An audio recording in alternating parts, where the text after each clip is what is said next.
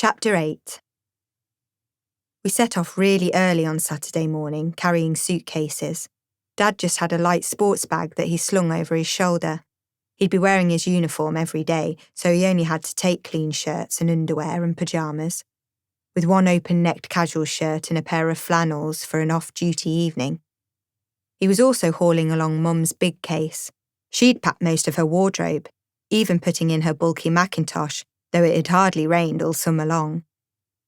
I had my holiday clothes in a big shopping bag, and I'd stuffed my school satchel with a couple of my old Knoll Street fields and a lost property paperback of Young Bess, because I liked the idea of a virgin queen.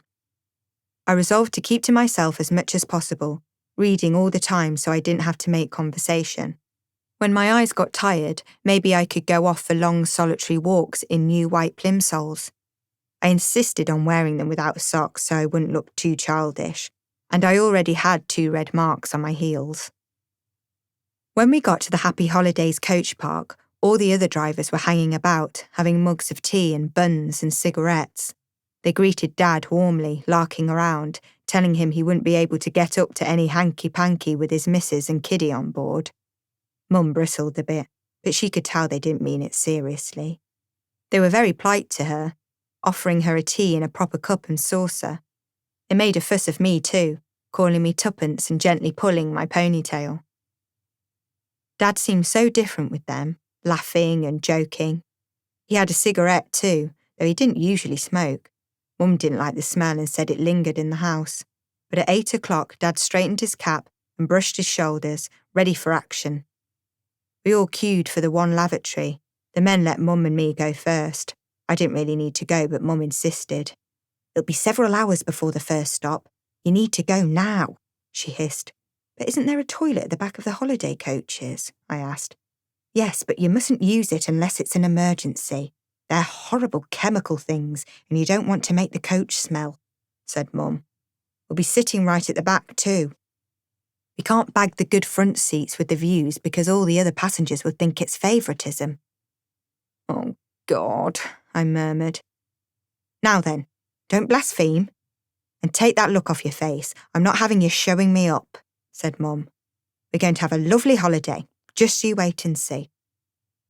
I tried to believe her while we waited for the first passengers to start rolling up. I knew the majority would be elderly couples, but I hoped there might be a few families with children so I didn't stick out so horribly. Maybe a girl around my age, a small boy as funny as little Richard, an older boy as kind and interesting as Daniel. Then they started to arrive, loaded with cases, handing them over to Dad to stow in the luggage compartment at the side of the coach. They were all in their 50s or 60s.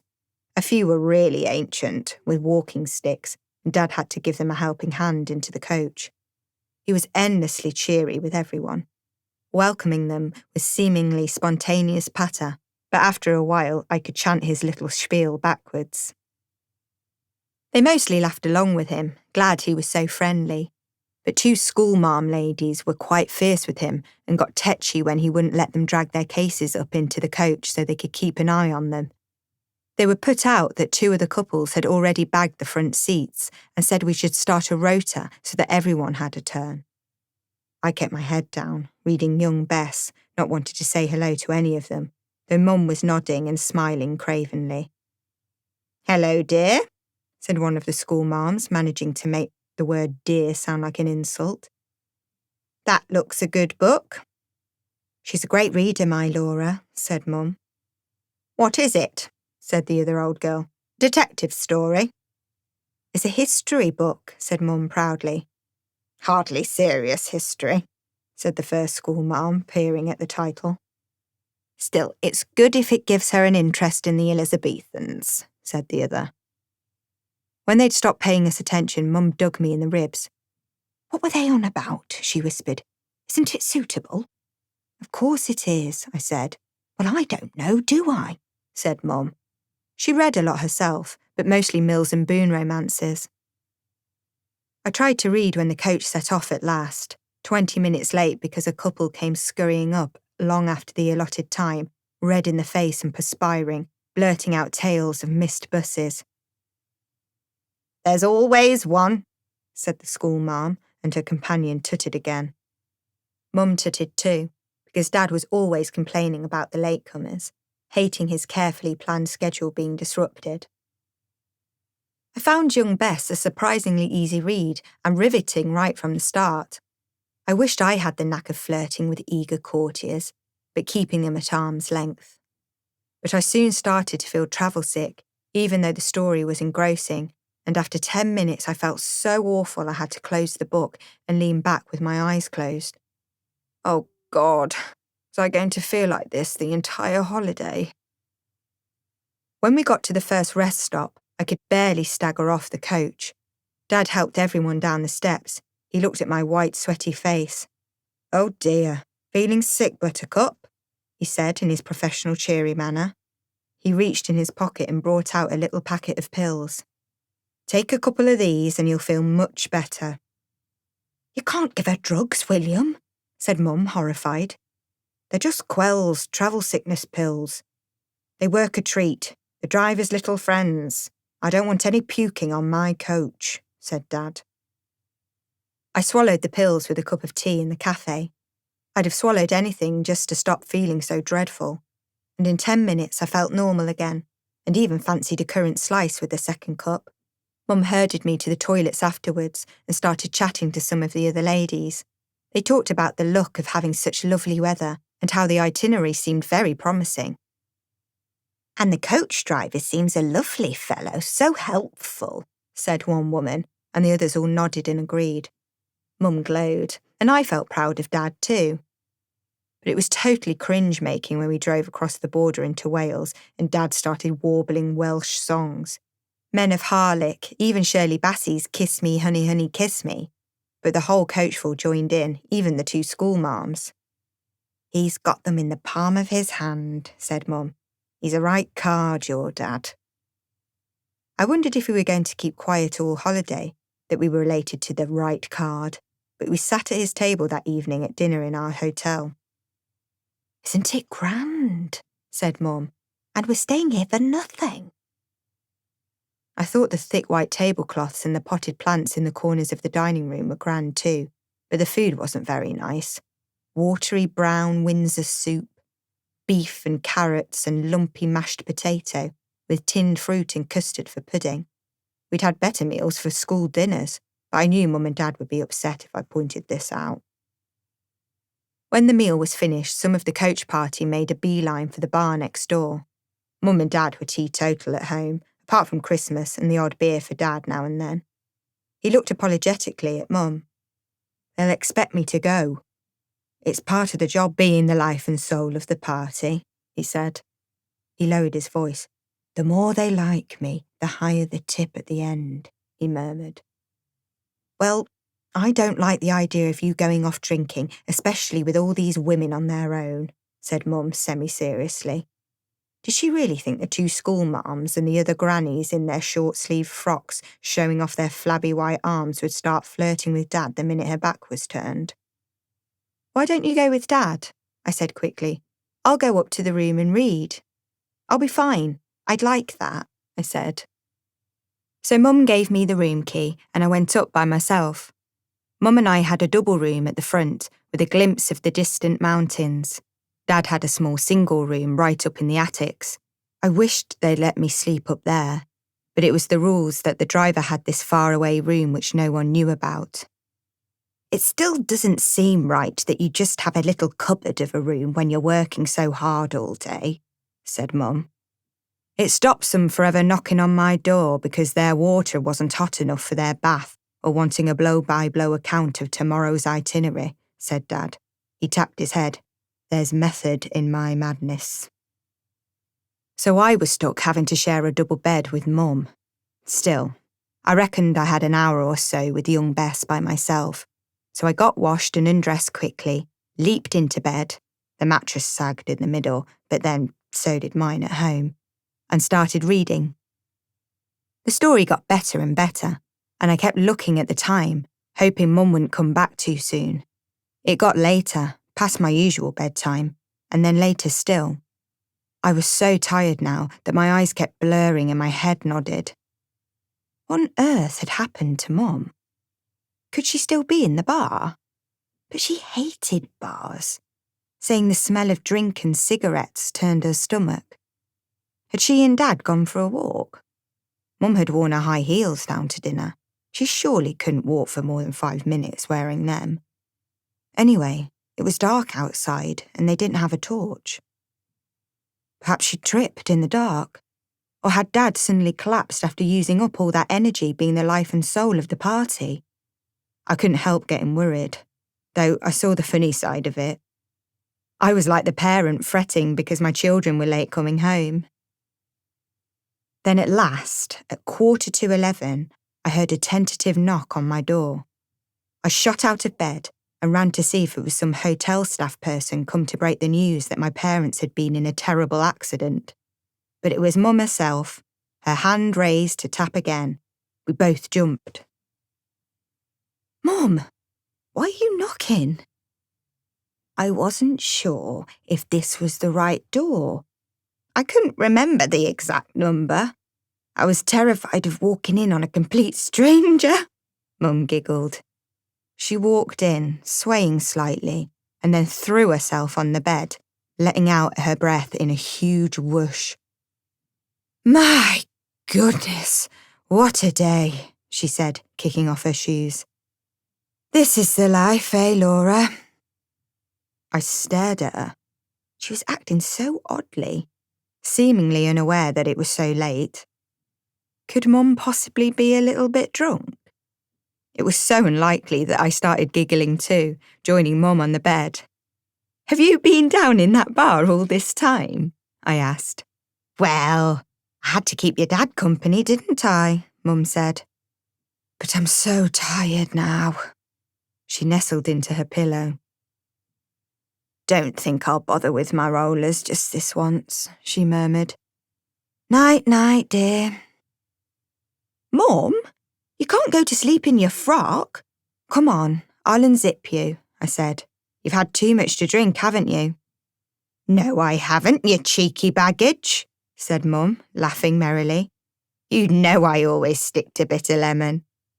Though someone bought me a port and lemon when they treated your Dad to a beer. It would have been rude to refuse it, you see. And then it was our turn to treat the other couple. You've got to stand your ground. And I suppose I had another little port, but I wasn't really drinking as such," she protested. She stood up to take her frock off and staggered a little. "Whoops, I've got a bit dizzy." She clutched hold of me. "Any port in a storm?" "Hey, I've made a joke. Any port in a storm. Do you get it?" "Oh, Mum, you're really drunk," I said. "I'm not, am I?" she said. "Oh dear. And in front of my own daughter." She looked suddenly anguished. "Don't worry, Mum. It's funny.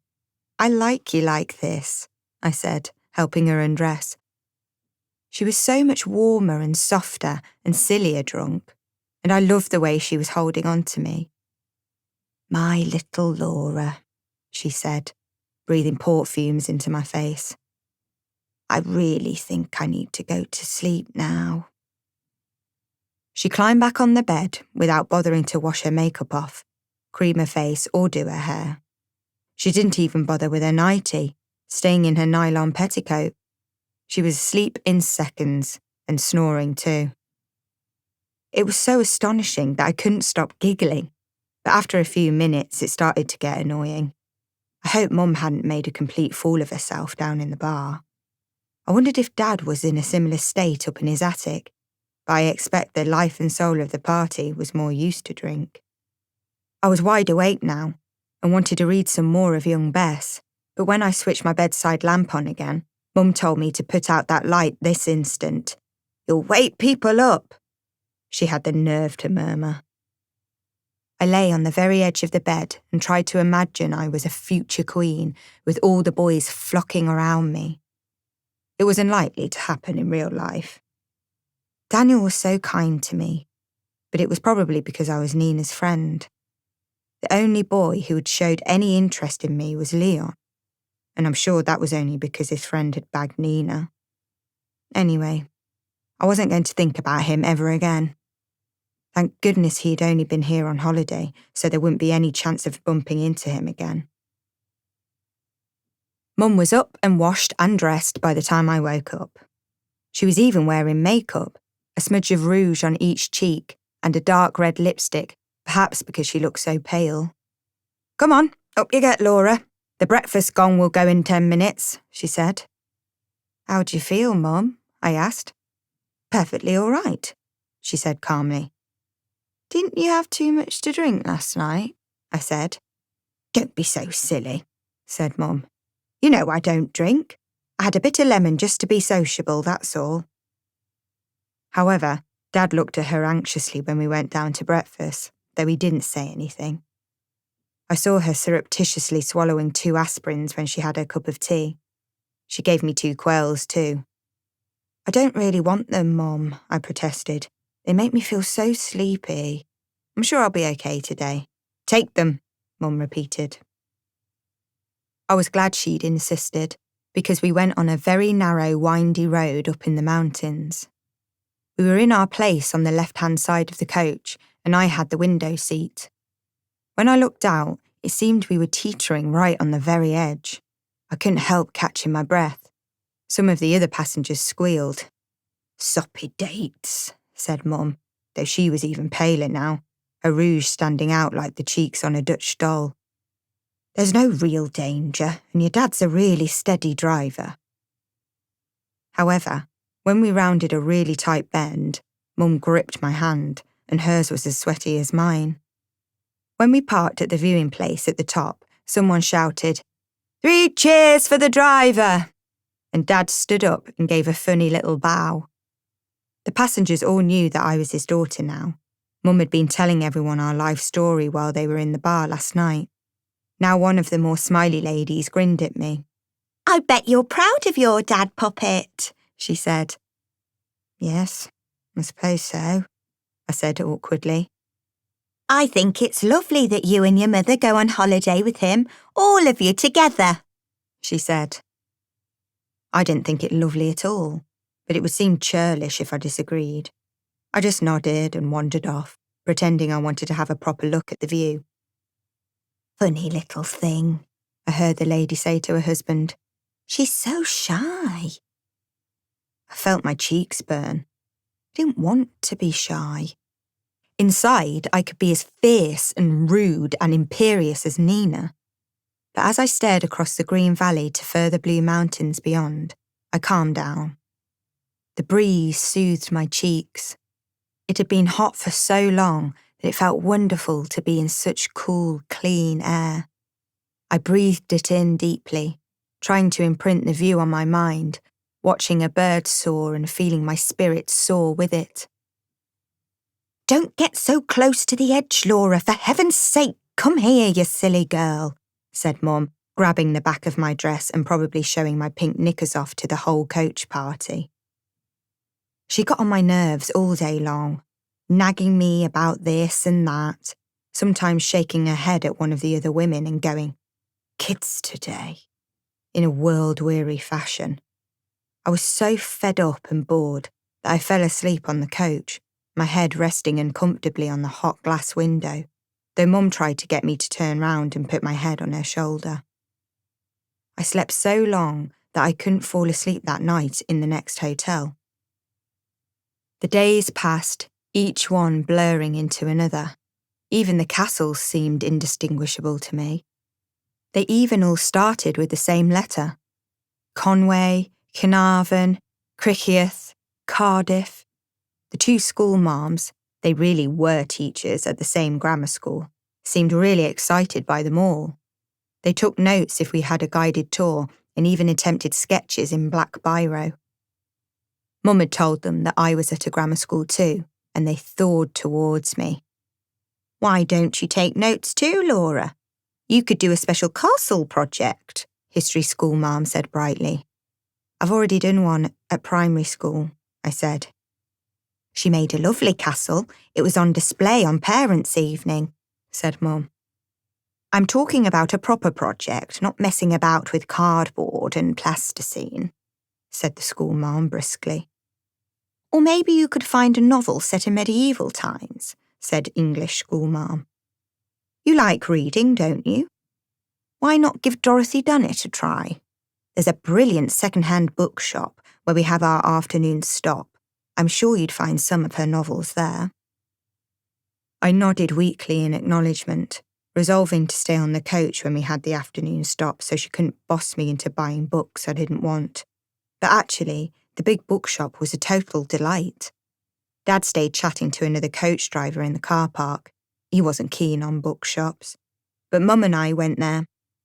It was in an old converted fire station with thousands of books on 2 floors. Mum went to look at the romance section while I wandered upstairs and looked along the literature shelves. There was a woman sitting comfortably on the bare board floor with her legs stretched out, absorbed in a book. She was wearing a man's blue linen shirt and tight trews. They were teenage clothes, and her blonde hair was tied up in a ponytail, but she seemed older, maybe in her 20s. I cast a shadow over her as I browsed. She raised her head and blinked at me. Oh, sorry. Am I in the way? Are you looking for anything in particular? She said. We've got a big children's section downstairs. She obviously worked here. It seemed a very pleasant kind of job. Maybe I could work in a second-hand bookshop too, if I didn't make it as an actress. Actually, I only read adult novels nowadays, I said. I've just finished Madame Bovary. You know, by Flaubert. I was trying to show off, but I wasn't sure how to pronounce his French surname. I tried Flaubert. Her face didn't move a muscle, but I could tell from her eyes I wasn't saying it correctly. Or however you pronounce it, I mumbled. Have you really read Madame Bovary? She said. I think it's the greatest book ever, but very sad, I said. She nodded. Absolutely. Well, I think we've got some other books by Flaubert, but I don't think they're anywhere near as gripping. Oh well, I said. Do you know something? I think you might like this, she said, handing me the book she was reading. Selected Short Stories by Catherine Mansfield, I read. Oh, I'm not sure I like short stories. By the time you get into one, it's almost finished. It's too much effort. I know exactly what you mean, she said. But these are very easy to read, honestly. The characters are so real, especially the children. Try it. I looked at the penciled price inside the front cover. It seemed alarmingly expensive, more than a brand new book. It's a first edition, though it's a bit scruffy, and of course it hasn't got a dust wrapper, she said. Still, I think we could reduce it. She took a stub of pencil with a rubber on top out of her trews pocket and rubbed out the price. She substituted one that was half the amount and looked up at me quizzically. Is it your bookshop then? I asked. No, I just work here. I like books, and I like the countryside. You should try walking up into the mountains. There are wild ponies, she said. I'm only here for the afternoon, worse luck, I said. That's a shame. Well, what do you think? Have you got enough pocket money for the revised price? Not really, I said. And Mum will probably think it's still much too much. As I spoke, I heard Mum in the distance. She was calling, Laura! Laura! Laura! Like an agitated bird. That's her, I said, sighing. Then Mum came rushing up, very pink-cheeked, clutching a doctor and nurse romance in one hand. Laura, for goodness sake! I've been looking for you all over the shop. We've got to be back at the coach in 5 minutes, and you know how embarrassing it will be for your dad if we're late, she said. Then she looked at the woman still sitting on the floor, and the colour drained from her face. Susan, she breathed. Oh my God, Kathleen, she said. Then she looked at me. So you're Laura. Hey, I'm your auntie. Your Aunt Susanna, I said, delighted. She was a wonderful surprise. I could see now she looked a little like Mum, but her style was so different. She seemed an entirely different generation. She could almost have been Mum's daughter. Susanna, said Mum, spitting out the word contemptuously. She's plain Susan, and always will be. What on earth are you doing here? Did you follow Laura deliberately? Mum, Aunt Susanna works here, I said. She didn't even know who I was. She was being lovely to me, talking to me about books. Working here, in a dusty old bookshop in Wales? Mum said incredulously. What happened to the posh office job then? And the posh managing director? Oh, Kathleen, for God's sake, said Aunt Susanna, shaking her head. You haven't changed, have you? Don't you want to make friends after all this time? No, I don't. And you keep away from Laura. I don't want you to have anything to do with her, said Mum. She's my niece. And I'm her mother, and I'm doing my best to bring her up decently. You've got a nerve expecting anything different, especially after what you did to our own mother, Mum hissed. Oh, God, not that again. You're acting like I murdered her, said Aunt Susanna. It was a blood clot that gave her a stroke, not me. Brought on by the shock, said Mum. She seized hold of me by the arm. Come away, Laura. We've got to get back to the coach. But I want to talk to Aunt Susanna, I said. I turned to her. I don't know what Mum's on about, and I don't care anyway. I want to be friends. I wish we could be, said Aunt Susanna. It was lovely meeting you, Laura. It's so cool that you like reading. You're a girl after my own heart. No, she's not. And I think she just reads these difficult books to show off half the time, said Mum. She gave my arm a big wrench, almost pulling me off my feet. Come on! I looked helplessly at Aunt Susanna. I'm sorry, I mouthed at her. She just smiled sadly and shrugged. People book browsing further along the shelves were staring, wondering what was going on. Mum gave a little groan of embarrassment and hustled me down the stairs and out of the shop. Why did you have to make such a scene, Mum? I protested breathlessly as she hurried me along, still keeping a firm grip.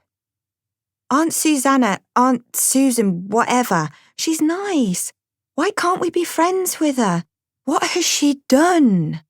Never you mind, said Mum, and don't say anything to your dad either. That woman's poison, even though she's my own sister. Well, at least she's not a thief like you, I said as we got to the car park. What do you mean? Mum panted. You've not paid for that book, I said, pointing to her paperback romance. Mum stared at it in her hand. Oh, good Lord, she gasped.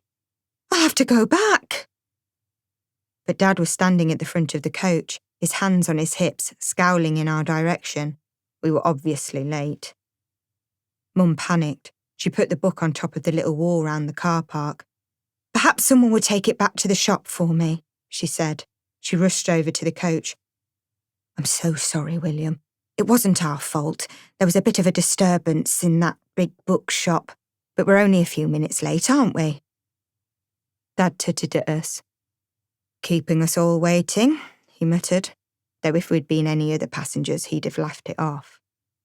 I begged Mum to tell me why she was still so angry with Aunt Susanna, but she told me sharply to be quiet. Neither of us could get to sleep that night. After a while, I heard Mum making soft snuffling sounds. I thought she was snoring at first. Then when she reared up on one elbow and blew her nose on her hanky, I realised she was crying. Oh, Mum, I said, reaching out across the double bed to her. Don't be so upset. Is it because of Aunt Susan? I didn't dare add the Anna part because it enraged her so. No, said Mum, though it obviously was. Look, I'm really sorry if you can't stand her because of something she's done. But she hasn't done something to me, has she? And she is my actual aunt. Why can't I still be friends with her? Because, said Mum. Because what? I asked, though I knew what she would answer. Because I say so. When we got back to the prefab late on Saturday night, all three of us disgruntled and exhausted, there was a slim package lying on the hall floor, along with several bills. It was addressed to me. Mum flinched when she saw the handwriting, but I snatched it from her before she could stop me. It was the Catherine Mansfield book and a postcard with a picture of wild ponies on a rugged mountain. Dear Laura, I read, it was a joy to meet you.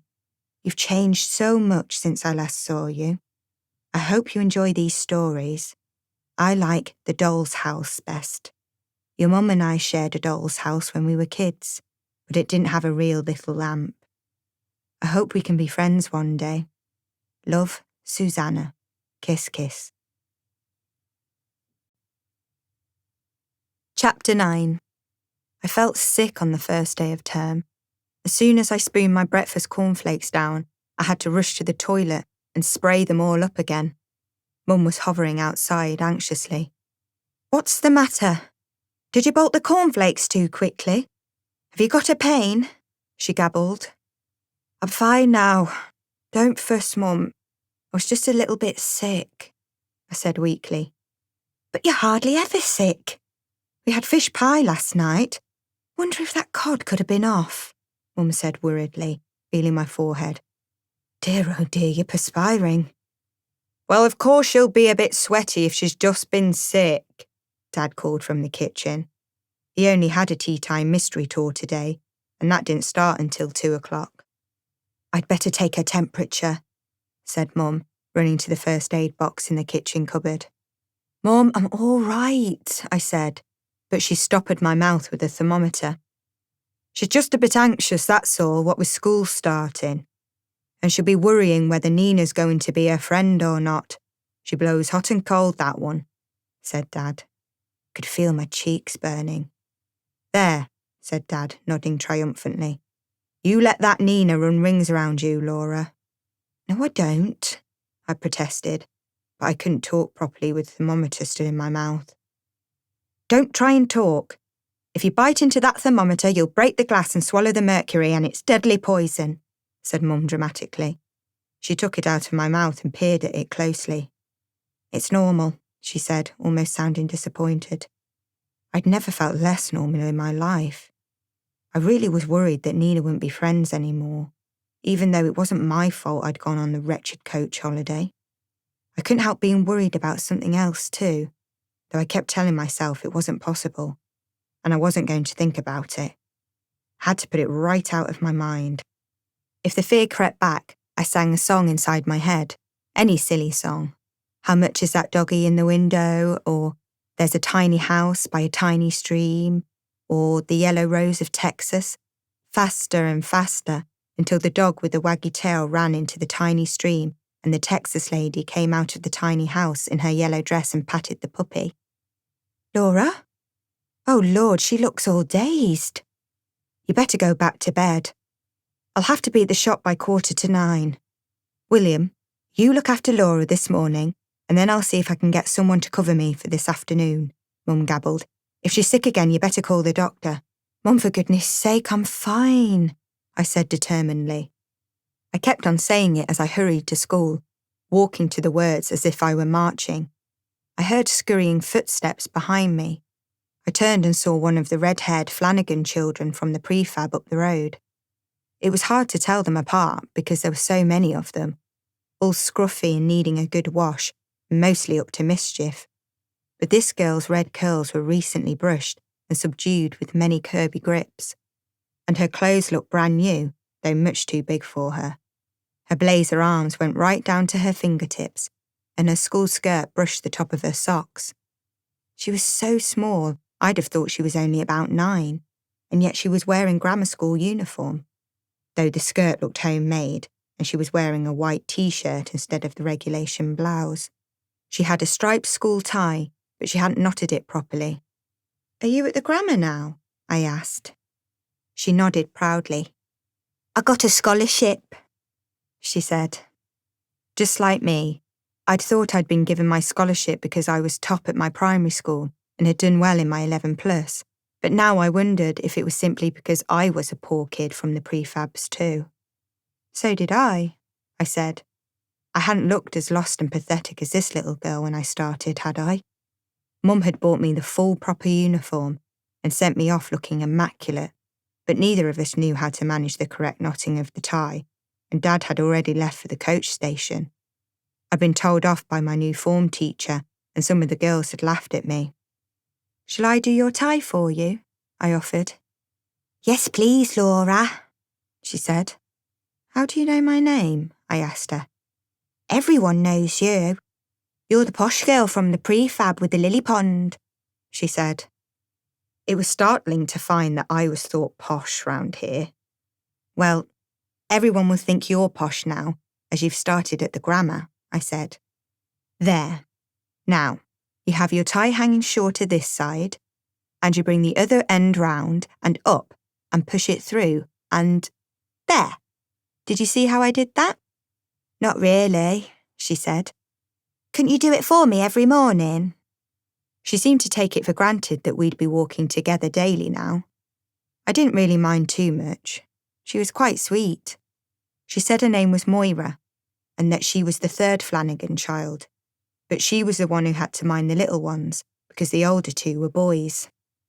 "That's not fair," I said. "I know, but that's life," she said, sighing. She was the only Flanagan who liked school. "The boys are the worst. They keep bunking off until they get expelled. Mum's given up on them. Dad doesn't bother either. He says he was just as bad when he was young. I'm trying hard with my little brothers, teaching them to read and that, but they're too fidgety and they won't sit still. Ants in the pants, a lot of them," said Moira, folding her arms in the giant blazer and shaking her head like an old woman. "Never mind. Perhaps your own children will like school and work hard," I suggested. She looked at me as if I were mad. "I'm not having any children," she said. "I'm not getting married. I'm going to live on my own in a flat, even if it's very little, and I'll keep it ever so neat and ever so clean. You don't want to get married, do you, Laura?" "No, not particularly," I said, though an image flashed inside my head. Me in a long white dress and lace veil looking radiant, looking up at a man with thick black hair and blue eyes. Bertram eyes. Oh God, I was just like one of the characters in Mum's tacky romances. "You're blushing," said Moira. "No, I'm not. I'm simply hot, that's all." "Come on, you don't want to be late for school your first day, do you?" I said. "Will you sit next to me?" she asked, trotting beside me.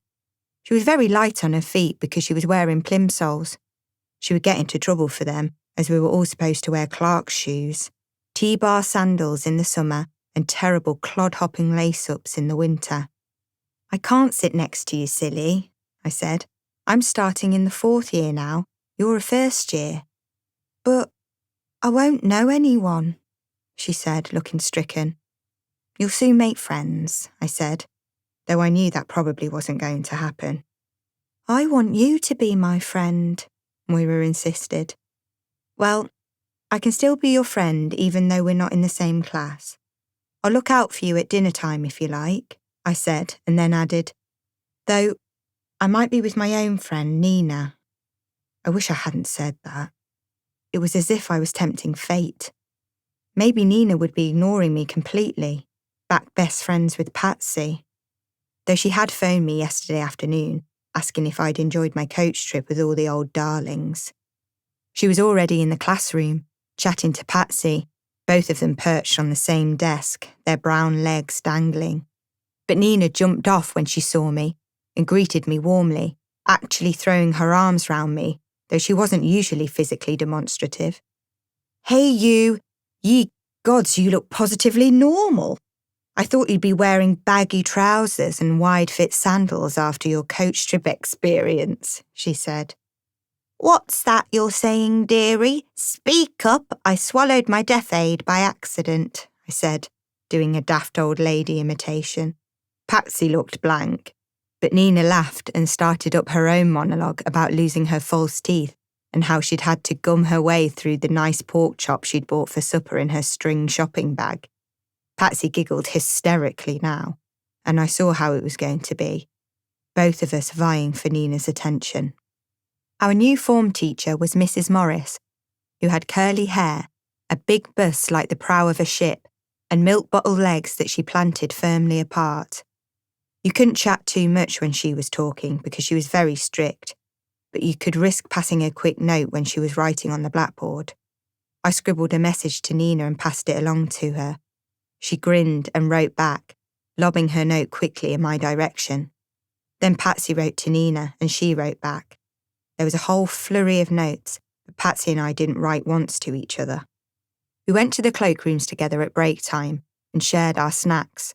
I had a thin slice of Mum's jam sponge in a cellophane bag. Nina had a packet of raisins, and Patsy had Turkish Delight. It was in 2 sections, and I thought she'd give one to Nina and keep one for herself, but she gave me a bite from each first. It tasted overly sweet, sickly, like Patsy herself. We ate lunch together in the canteen, Patsy and I sitting either side of Nina.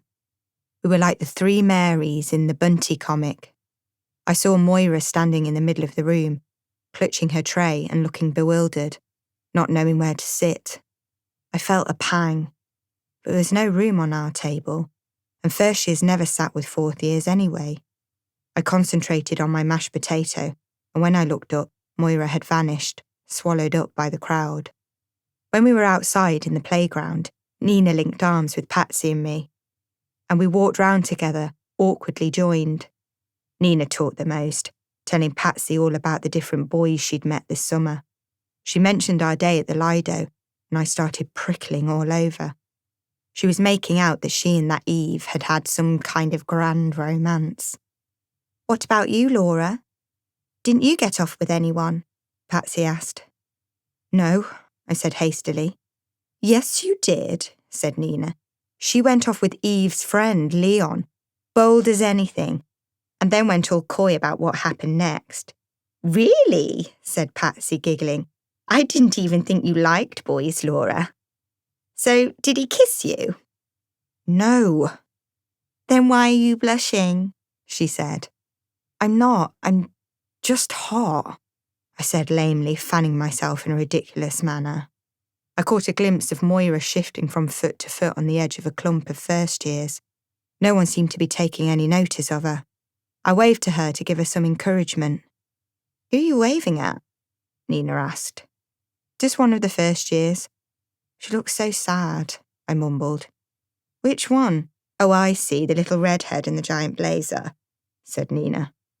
"What does she look like?" said Patsy. "Where do they find some of these kids? I bet she's from Shantytown. She's probably got nits or worse." I burned all over. Nina looked at me. "Poor little kid," she said, quickly trying to smooth things over. "Yes, she is poor, so that's why she looks a bit odd. And she's little, but she can hardly help that. And so what if she's from Shantytown?" I said crossly and hurried away from them. "Laura!" Nina called. I heard her muttering to Patsy, who gave an embarrassed shriek. I went up to Moira. "Hey, Moira, how are you getting on?" I asked. She looked at me so thankfully I could have cried. "Okay," she muttered, as she looked anything but. The other girls stared, surprised that a 4th year was bothering to talk to her. "Come over here," I said, tugging at Moira's arm. Her wrist was as thin as a twiglet and looked as if it would snap if I pulled any harder.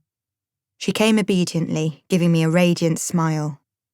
"I told them you was my friend, but they thought I was fibbing," she said, giving a skip. "Well, they know better now," I said, feeling bad because I probably wouldn't have come over to her if Patsy hadn't been such a cow. Nina had obviously told her where I lived now, and Patsy would likely spread it all round the class to get back at me. See if I care, I thought, though I did care, desperately. I took Moira to the little alcove behind the bike sheds where I used to hang out before I made any friends. "This is my special hiding place when I want a bit of peace and quiet," I said. "It can be yours too if you like." "Oh, thanks, Laura," she said, as if I'd said she could share my mansion. I leaned against the brick wall, and she did too. She seemed a little fidgety, still shifting on her feet. "What's up?" I asked. "I want the toilet," she said. "But when I tried to get back in the school after my dinner, this old bossy boot said I had to stay out and play. I'm desperate." "Ah, We're supposed to go before we have lunch, to wash our hands, I said. But I don't need to wash my hands. They're still clean as clean. I just want to wee, said Moira. I'll take you, I said. Come on. She trotted beside me eagerly, like a little puppy. It was Mrs. Morris on playground duty, standing near the girls' entrance. I was worried now. She seemed so strict. Excuse me, Mrs. Morris? I said timidly. Ah, Laura, she said. I was impressed she knew my name already.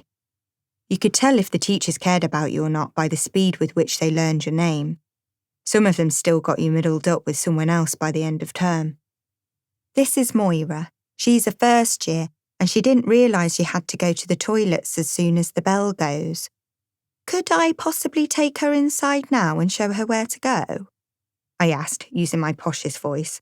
I was good at it now. Mrs. Morris sighed, but she stood aside to let us into the school. Thank you so much, I said. Thanks, miss, Moira chirped, giving a little hop. I took her to the toilets. She was delighted with them. They're so clean and shiny, she said. I couldn't help wondering what her own toilet at home was like. So, the lessons this morning were okay? I asked her. How did you get on in maths? It was okay. I quite like sums, and these were different new ones, but French is a bit weird.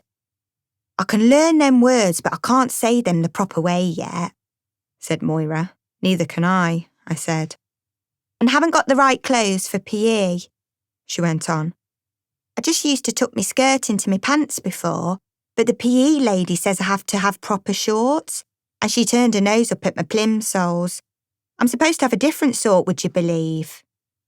Oh dear, they're so fussy here. As if it matters. Will your mum be able to get you some? Oh yeah, and a proper school blouse and a satchel and a fountain pen and a party frock and a fur-trimmed coat in my own bedroom, said Moira. I must have been looking at her pityingly because she grinned and said, That was a joke. I might have some old school shorts at home and some other stuff. You can have them if you want, I said. She threw her arms round me, though her hands were still soaking wet. You're the best friend ever, she said. It was so much easier being Moira's friend than it was being Nina's. I wondered if she was going to gang up with Patsy and laugh at me now because I came from Shantytown. But though Nina could be horribly mean, she wasn't actually a snob. At the start of afternoon lessons, she gave me a hug. Sorry about Patsy and her big gob. She's sorry too, though she's too embarrassed to tell you, Nina said. Patsy didn't look particularly sorry, but she screwed her finger into her temple to indicate she'd been stupid to say that stuff about Shantytown. We were an uneasy trio still, and Patsy and I both had to grin and bear it. We were both invited back to Nina's house after school. Moira was waiting patiently for me at the school gate. The first years were let out 10 minutes before us. I felt a pang when I saw her face light up. Oh dear, here's your little friend, said Nina. I took a deep breath. Sorry, Moira. I'm going round to my friend Nina's house today. You know the way home, don't you? And I'll look out for you tomorrow morning, I said. Yes, okay, she said, not making any fuss, but she drooped horribly. You can come round to my house too if you like, said Nina. I wasn't sure if she really meant it, but Moira shook her head anyway. No thanks, got to get back, she said, and ran off, her dirty duffel bag thumping on the back of her huge blazer. I should have gone after her, but I wasn't really her friend. I'd only got talking to her that very morning. Nina was my actual friend, and if I didn't re-establish my friendship with her, I'd be left with no one. Moira would pal up with other first years soon enough. I reasoned like that inside my head all the way to the Bertram's house until I'd almost convinced myself. Mrs. Bertram gave me a warm welcome, pressing a chocolate brownie on me and asking me all about my holiday. She was just as nice to Patsy, of course. Little Richard greeted me with a great whoop and started chatting at great speed, telling me all about his new roller skates. I went outside with him so he could skate along the pavement and back. "Watch this! And this! Look, one-footed!" Little Richard yelled and immediately keeled over. I hurried to pick him up. "Oh, goodness! Little Richard, look at your knees!" I exclaimed. "It doesn't hurt a bit," he insisted as blood trickled down into his socks. "Come inside and your mum will get you mopped up," I said, holding on to him. "Will you hold my hand if she puts that purple stuff on?" said little Richard. "Of course," I promised. I loved it that little kids like Richard and Moira really liked me. I seemed to have the knack of getting on with them. When I grew up, maybe I did want to marry and have children. Then the bright sunlight dazzled my eyes and everything started going black. I started gabbling. "How much is that dog in the window?" "Laura, what's the matter?" little Richard asked anxiously. "What are you muttering?" "Nothing. Come on, little pal, indoors." "You're so brave." "I'd be howling if I'd skinned both my knees," I said quickly. Mrs. Bertram sighed when she saw the state of him. "Again," she said. "Come and sit on the draining board and I'll get you mopped up, you silly boy." "It's probably my fault," I said. "I shouldn't have encouraged him." "Nonsense. He was determined to show off to you," said Mrs. Bertram, smiling at me. I held little Richard's hand while his mother dabbed gentian violet on his sore knee, and then joined Nina and Patsy upstairs.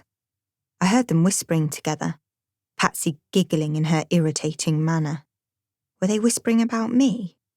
Then I heard Nina say, "Shut up, she's my friend." That made me feel a lot better. I crept further away and then walked up to her bedroom door again, stomping a little so they could hear me. "Hi there," I said, opening the door. My heart sank when I saw they were both squashed up on Nina's dressing table stool, experimenting with eye makeup. "Hey, what do you think, Laura?" Nina said, batting thickly caked eyelashes at me. "Oh, very glamorous," I said insincerely. "Here, I'll do yours," she offered, waving a little wand brush at me. I let her have a go, but I looked as if I had spiders attacking my eyes. Then they started on hairstyles. Patsy's mother ran a hairdressing salon, and Patsy helped out there on Saturdays. She knew how to do French pleats. She turned Nina's shiny black hair into a hard helmet until the smell of hairspray made my eyes water and my mascara smudged. This was all so boring. I had much more fun with little Richard. I heard someone walking along the landing and the thump of a bag being dumped on the floor. I was pretty certain it was Daniel. I hoped he might put his head round the door to say hello, but he didn't come near us. I sat it out for a while and then yawned and stretched. "Ugh, it's getting quite late. Shall we just make a start on our homework?" I said.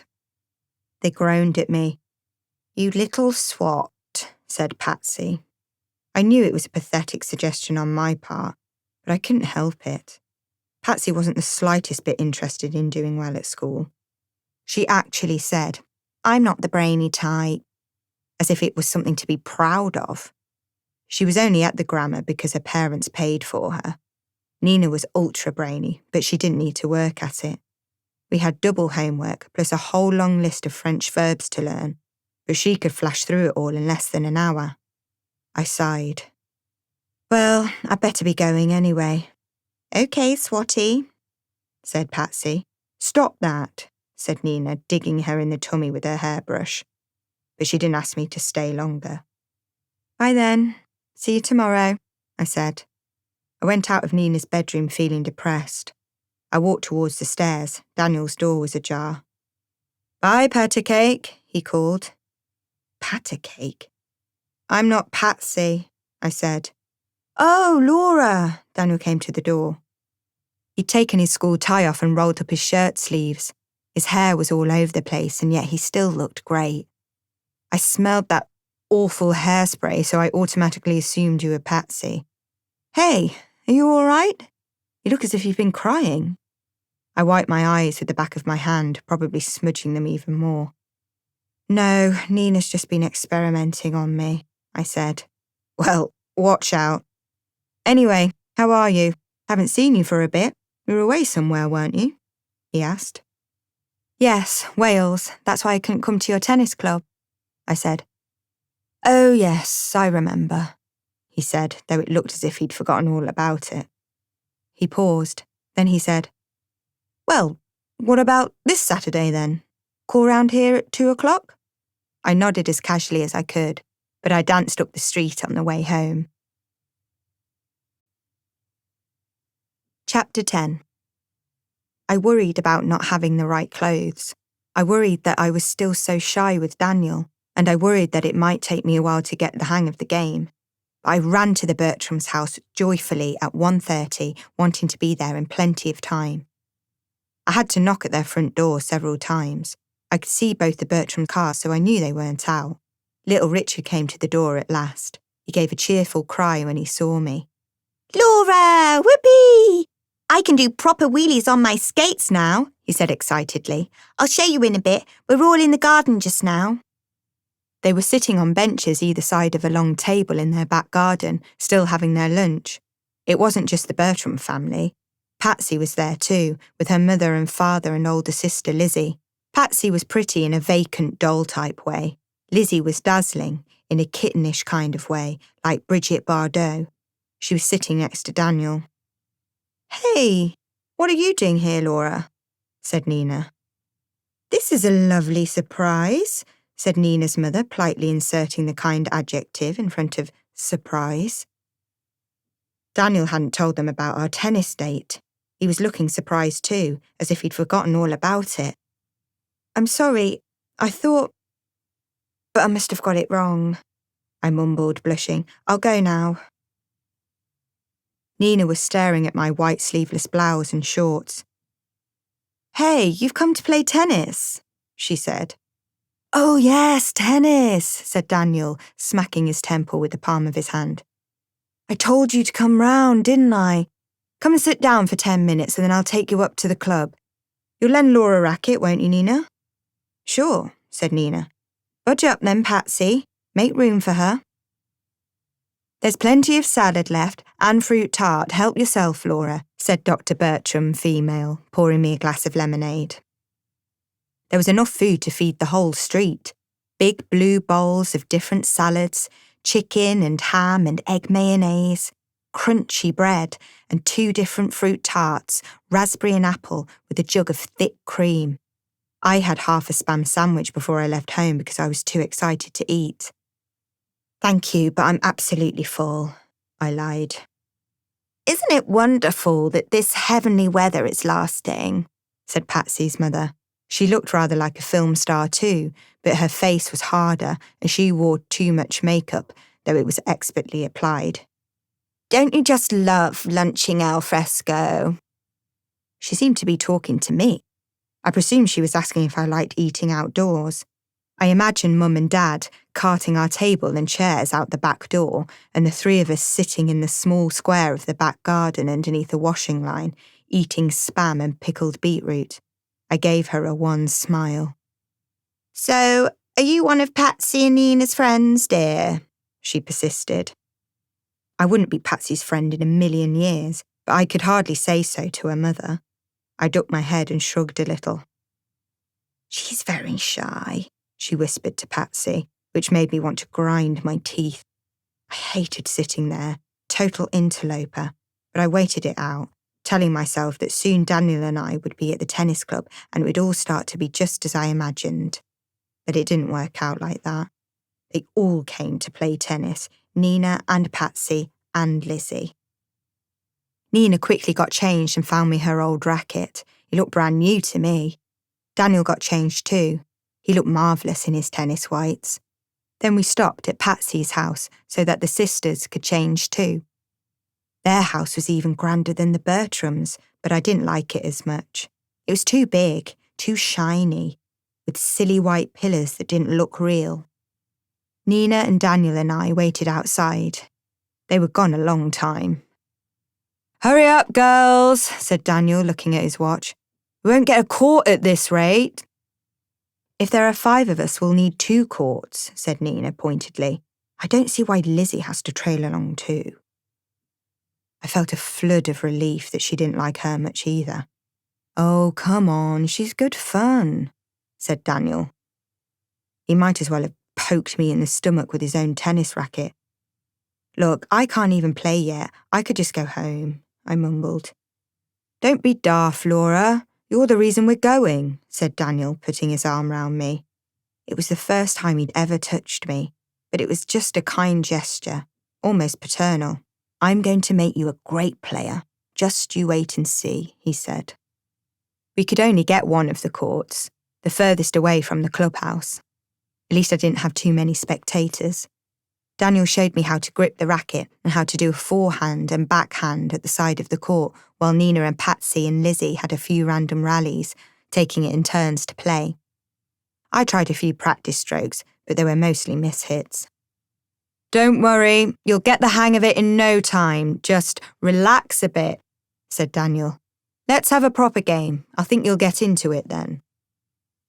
He cleared the 3 girls off the court. They sat beside it watching me. It made me 10 times worse. It wasn't a proper game about winning points. The aim was for me simply to return the wretched ball over the net.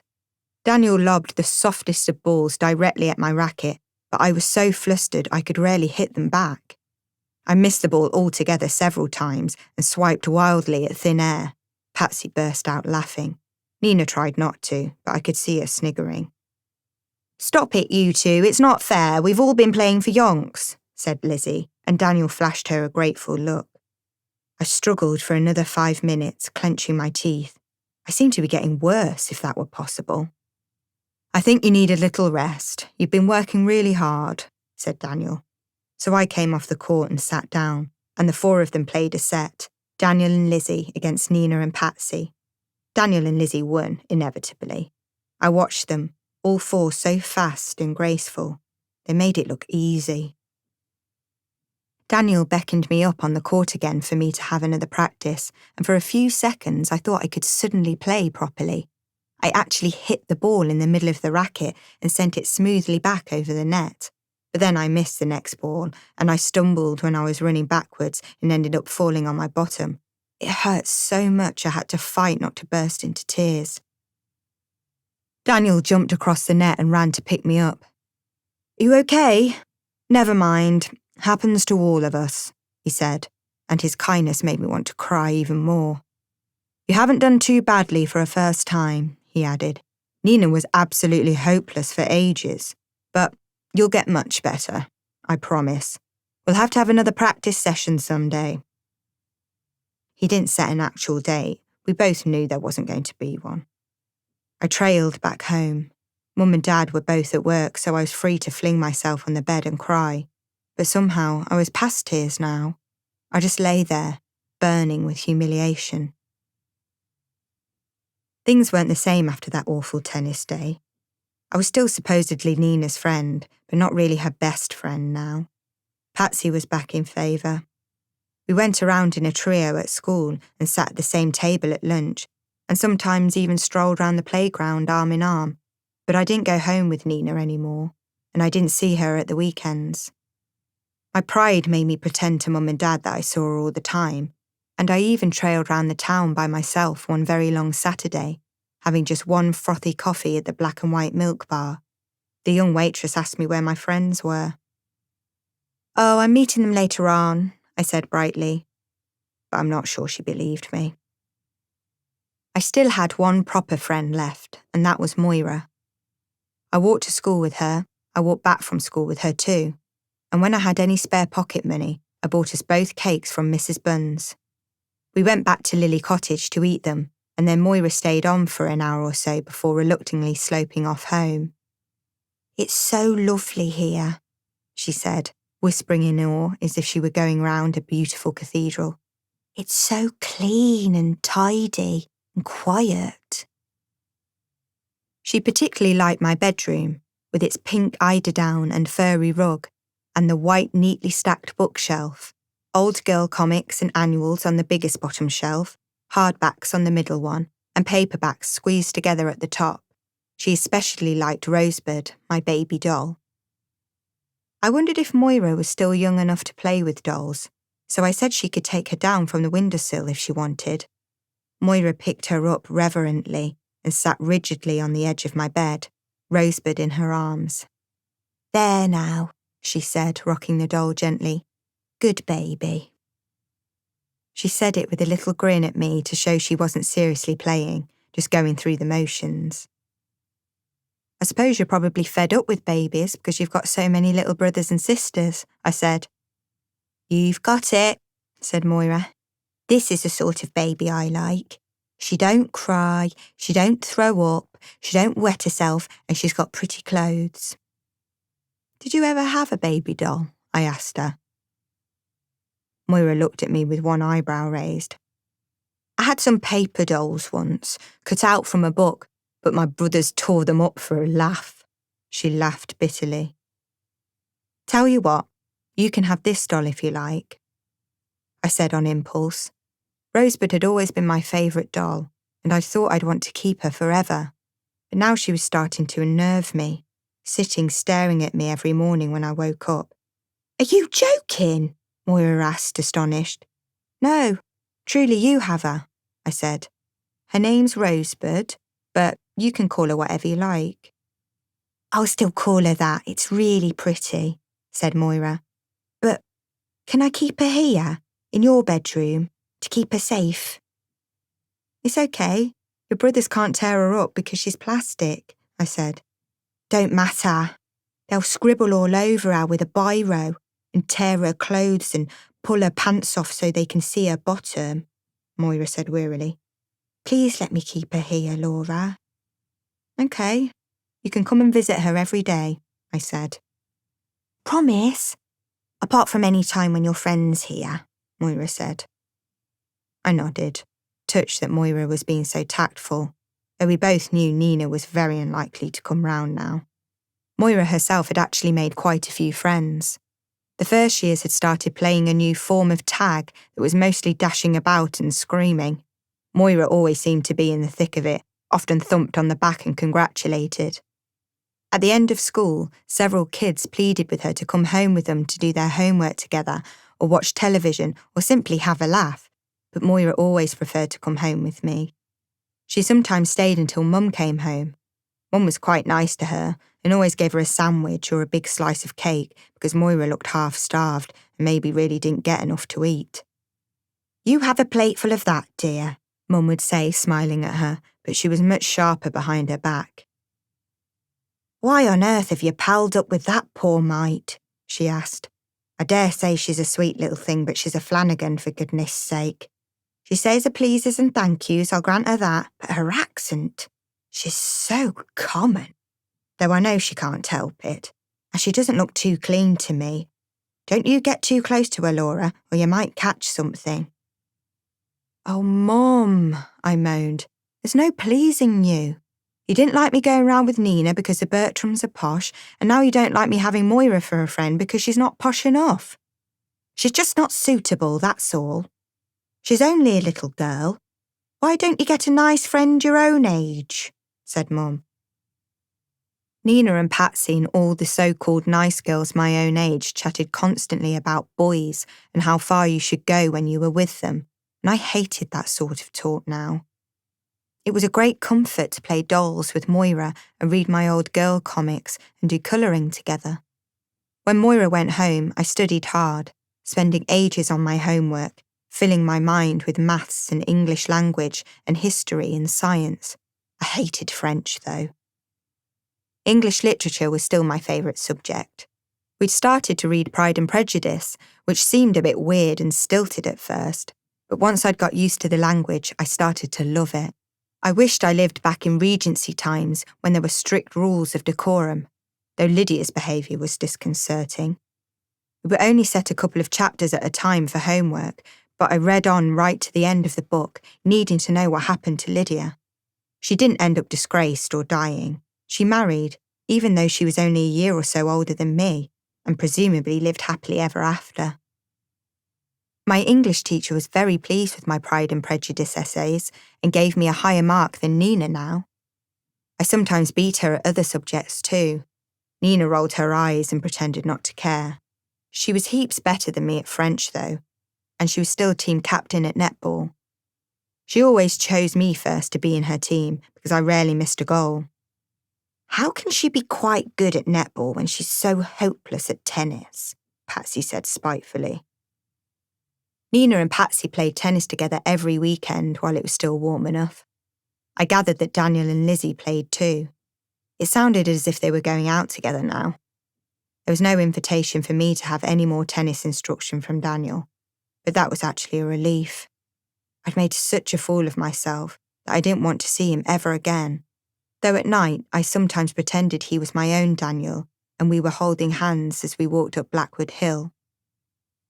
We had an inter-schools netball tournament at the end of term, and Nina and I were both in the junior team. The grammar school nearly always won these tournaments, simply because we had proper netball courts and a keen PE mistress who made us stay behind for practice twice a week. But this year, the secondary modern the other side of town happened to have a junior team of big burly girls who pushed and shoved and snatched the ball, intimidating everyone, even the referee. It looked as if we might actually lose and bring shame on the school. I didn't really care. I didn't seem to share the same team spirit. I didn't join in the singing of the silly choruses and all the rah-rah-rah nonsenses before and after each match. I played in a rather cowardly way in the tournament, scared of the girls competing with me. Some of them had been at my own primary school and now called me snooty pants and posh knob. I veered away from them when they tried to barge into me. Someone desperately threw the ball towards me right at the end of the match when we were 5 goals each, and I flung it towards the goalpost automatically, barely taking aim. The ball wobbled at the rim for a second and then incredibly fell through the net. The whistle went for the end of the game. We'd won. My team were all over me, cheering and slapping me on the back, hoisting me up and running round the court with me. Nina had actually scored 3 of the earlier goals, 1 more than me, but she was ignored now. The girls even tried to make me do a lap of honour in the dreaded communal showers. I nearly always lurked in the lavatory until everyone else had showered, and then got dressed under a big towel, hating anyone staring at me, but it was impossible now. I blushed like an idiot, and by the time I was toweling myself dry, I was bright red all over. I glanced anxiously at Nina, who was already dressed and brushing her hair. "Such a fuss," I murmured to her. "And you played much better than I did." Nina shrugged as if she couldn't care less. "But you got the winning goal. Well done, Tubbs," she said lightly. I missed a beat. Then, "Tubbs?"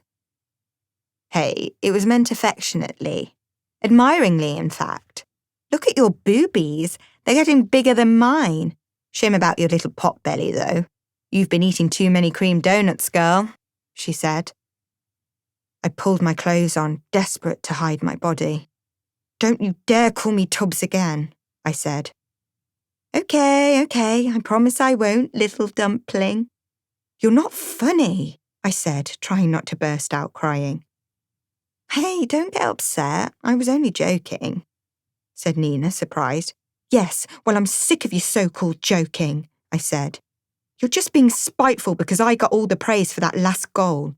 You can't stand it if anyone else gets any attention." "True enough," said Nina, surprisingly. "So why don't you just shove off and leave me to get dressed? Little friend Patty-Cake will be hanging around outside somewhere to make a fuss of you," I said, struggling into my underwear. "Ooh, now who's being spiteful?" said Nina, getting up off the bench. "I don't know why you're getting so fussed. I'd have thought you'd be thrilled to be getting a proper figure at last, after being a stick insect all your life. You'll get all the boys wolf whistling." "I don't want any stupid boys whistling at me, unlike some people," I snapped, thrusting my arms into my school blouse and doing up my buttons so hurriedly I'd managed to pull one right off. "See, you're even bursting out your blouse," said Nina, laughing. I shoved her furiously, but she caught me by the wrist. "Hey, you, don't let's fight," she said. "I'm sorry. You know me, I just can't help it. Let's be friends again, please." "I don't want to be friends anymore," I said. Nina let my arm go. She shrugged. Her face darkened. "Okay," she said calmly, "but you'll regret it." I suppose I did regret it over Christmas. She didn't get in touch once. She didn't send me a present or even a card. I'd saved my pocket money and bought her a diary with a blue leather cover and its own little silver pencil, but I decided to keep it for myself. I'd even bought Patsy a small present, just a cheap biro. I kept that too. I gave Moira a tiny baby doll from Woolworths. It was no bigger than my thumb, but it had a smiley face and a little outfit, a pink gingham dress with matching knickers. "You can keep her in your pocket all the time so your brothers can't get at her," I said. "She's truly lovely," said Moira, her pale face flushing. "Can I call her Laura after you?" "If you like," I said, touched. "I haven't got a present for you, though I wish I had, but I've made you a card," said Moira, offering it. She must have made it at school, using their thin card and crayons. It was a picture of two girls in uniform, one big, one small. They were looking up in the sky, and there was Father Christmas overhead in his sleigh, pulled by a little herd of reindeers. Father Christmas was throwing parcels at us, smiling broadly. It was all very carefully coloured in. "Oh, Moira, it's fantastic," I said, peering at every detail. "Must have taken you ages." "I like doing it. I didn't colour the pavement because it's meant to be snowy," said Moira. "I can see that. It's perfect. Thank you so much, Moira." We grinned at each other. I didn't dare ask her after the 25th if Father Christmas had paid her a visit. From the little I knew of Moira's home life, it was likely he hadn't given it a thought. Mum and Dad gave me books, new ones from W.H. Smith's. A story about a ballet dancer, another about three girls and their ponies, and the third was Odham's Pictorial Children's Encyclopedia. There were very wholesome choices and rather dull, though there was a picture of an island in the encyclopedia that fascinated me. It was brightly coloured with yellow sand and green palm trees and a turquoise lagoon. I moved my finger across the sand and up and down a tree and made it dive into the water.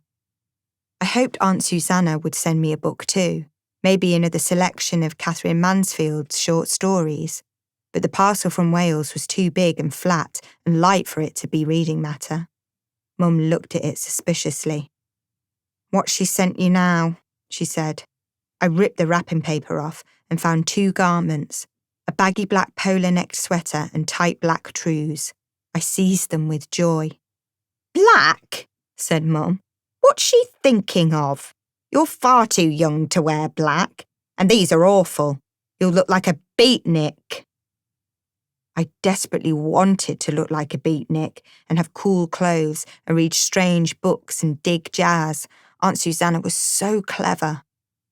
"I'm not having you wearing awful clothes like that," said Mum. "I've got a good mind to stick them straight in the bin." "You can't, they're mine," I said, and I rushed to my bedroom to try them on. I pulled off my tartan pinafore and white frilly blouse. The black sweater looked marvellous. "Cool cat," I whispered to my reflection in the mirror. I stepped into the trews. They clung to my legs in an amazing way, emphasising the curves. But when I hitched them right up and tried to do up the zip, I was stuck. They were far too small. I had grown far too big. I put my hand on my tummy and tried to pull them up higher, and then I felt something squirmy inside me, a sort of movement. I felt sick. I sang songs inside my head, but I couldn't distract myself this time. I thought of the island in my new encyclopedia, imagining I was there walking across the sand towards the beautiful blue lagoon, a light breeze cooling my hot face, but that didn't work either. I stayed in my bedroom, staring at myself in horror. The trews stuck at my hips, looking ridiculous. I pulled them off again, took the sweater off too, and stuck them at the back of my wardrobe. Mum and Dad looked surprised when I came back into the living room in my pinafore. "What did they look like then?" Dad asked. "I looked a bit weird in them," I said quickly. Mum nodded smugly, and no one mentioned them again. Chapter 11. I couldn't sleep properly that night, or the next, on and on. When I did nod off eventually around 2 a.m, I had terrible dreams and would wake with a start, my heart thumping. My tummy felt so strange. I didn't dare touch it now. "Are you all right, dear?" Mum asked. "You're very pale, and you've got huge dark circles under your eyes." "I'm fine, Mum," I mumbled. "You don't look fine to me," she said. She lowered her voice because Dad was in the room. "Are you having trouble going to the toilet?" I blushed. Mum always fussed embarrassingly about constipation. I think I had to eat more squares of X-Lax than Cadbury's chocolate during my childhood. "No, I'm not having any trouble. Do shut up about it, Mom. I'm fine," I insisted. The Christmas holidays seemed to go on forever. It wasn't too bad when Moira came round to Lily Cottage, but she couldn't come often now. Her mother had another baby the day after Boxing Day, and so Moira had to stay home and look after the younger children. I went round to their prefab once. It was even worse than I'd imagined. Mess everywhere, kids squabbling and fighting and crying. Moira's mother was sprawled on the sofa in their living room, still in a nightie and dressing gown. She started breastfeeding the new baby right in front of me. I felt terribly embarrassed, but nobody else turned a hair. I tried to organise the children, suggesting different games, but they didn't engage with me like little Richard. They just stared at me as if I was crazy and carried on creating havoc. One little boy, wearing only a jumper and socks, called me a very rude name. Moira gave him a shove. "Don't you talk to my friend like that, Mr. Cheeky Bum," she said. "Why isn't he wearing any trousers?" I asked her. "Because he just wets them," said Moira. "He's a little devil," said Mrs. Flanagan, "playing up because he's jealous of his new little sister. Here, dear, she's had her little snack. Would you like to hold her for a bit?" She held the baby out to me. I recoiled in horror. "No, it's okay, thank you," I said quickly. "It's all right, you won't hurt her," she said, misunderstanding. "Babies are tough little things." I had to take the baby in my arms. It was the first time I'd ever held one. People always exclaimed over babies, cooing and smiling. I didn't know what to do. I thought this baby was horrible. Her face red and screwed up, a drop of milk still drooling out of her mouth. "She's cute, isn't she?" said Moira. I nodded politely, though I thought her utterly hideous. Her face went even redder and she made a little grunting noise. Then there was a terrible smell. I very nearly dropped her. "Uh-oh," said Moira. "I'd better change her." She took her from me, to my intense relief. I hoped she'd take her out of the room, but she changed her on the living room floor. I held my breath, trying not to heave. Moira was lovely with her little sister, expertly wiping her clean, chatting to her all the while. When the baby was in a fresh new nappy fastened with a big safety pin, Moira held her out to me again. "Do you want another cuddle?" she said. "I better not. I've got to get back," I gabbled, backing away. I ran home feeling worse than ever. "You'll never guess what we're calling the new baby," said Moira when she came calling for me the first day back at school. "Laura, after you? I suggested it, and Mum thinks it's a lovely idea."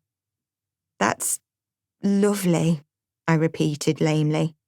"You're ever so good with babies, Moira." "Well, I ought to be. I've had to look after enough of them. I like them best when they're very little, before they can crawl about and make mischief." She gave me a shrewd look. "You don't like babies much, do you?" "They're okay," I said awkwardly. "You just have to get used to them," said Moira. She looked at me. "What's the matter?" "Nothing. Absolutely nothing. Come on, let's hurry. We don't want to be late first day back at school, do we?" I said, walking as fast as I could. "No, of course not," said Moira, scurrying along beside me cheerfully. We got to school in plenty of time, early in fact, but I couldn't face going into the classroom straight away. I went to the toilets and hid inside the end cubicle. I wondered how many times I'd gone to this same lavatory over the last few months, praying as I sat down, peering for any hopeful sign. But at my age, weren't things sometimes not all that regular? I sat there while girls came in and out using the cubicles, washing their hands, styling their hair in front of the mirror, chattering all the time about their holidays. I heard Nina's voice, talking to Patsy, and I sat with clenched fists, huddling down as if she could see through the metal door. I wondered if they might be talking about me, maybe making fun of me. But they were talking about a New Year's Eve party they'd both been to. It sounded as if Nina had enjoyed it the most because the boy they both liked had kissed her first as midnight struck. Then the bell rang and they all hurried off. I waited 30 seconds or so till I judged the toilets were empty, and then I ran out and got to the classroom just after Mrs. Morris. "I haven't sat down yet, so I suppose you're not officially late, Laura," she said, looking at me. "Oh dear, you still look half asleep." I was horribly wide awake in spite of my troubled nights, but not in the right mind to apply myself at school. I was told off twice that morning for daydreaming, and I knew when I handed in my maths I'd probably made a lot of silly mistakes. For once, I didn't care. I saw Nina peering at me several times. When the bell rang for lunchtime, she leaned over. "Are you all right?" she said. "Of course," I muttered, surprised she was talking to me. It would normally have been a huge relief, because we'd had no contact since that netball tournament, but now it didn't seem to matter much. I went back to the toilets, not able to face the crowded canteen. I decided to stay there, in the end cubicle, until the start of afternoon school. I brought a book with me, but for once I couldn't get lost in reading. The words wriggled up and down the page, not making any sense, till I shut the book in despair. I leaned my head against the wall, tears dribbling down my cheeks. I think I might have nodded off for a little while, because the next I knew, Nina was calling my name. I swallowed and kept still. "Laura? Laura, I know you're in there," Nina said. I heard her walking past the wash basins and then thumping on the door. "Please, Laura." "Oh, for goodness sake, Nina," said Patsy. "It might be someone else altogether in there. Come on." "Don't tell me what to do," Nina snapped. She knocked at the door again. "Laura, it is you in there, isn't it? Have I got to go on tapping like a woodpecker till you deign to come out?"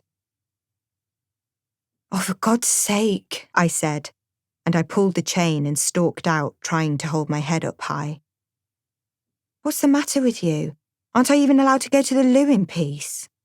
I started washing my hands, trying to act as if I didn't have a care in the world. Nina wasn't fooled. "Laura," she said softly, "you've been crying. What is it?" "Look, I thought we weren't even friends with her anymore," said Patsy. "You might not be," said Nina. "She just wants you to fuss around her. She's pathetic," said Patsy. "No, you are," said Nina.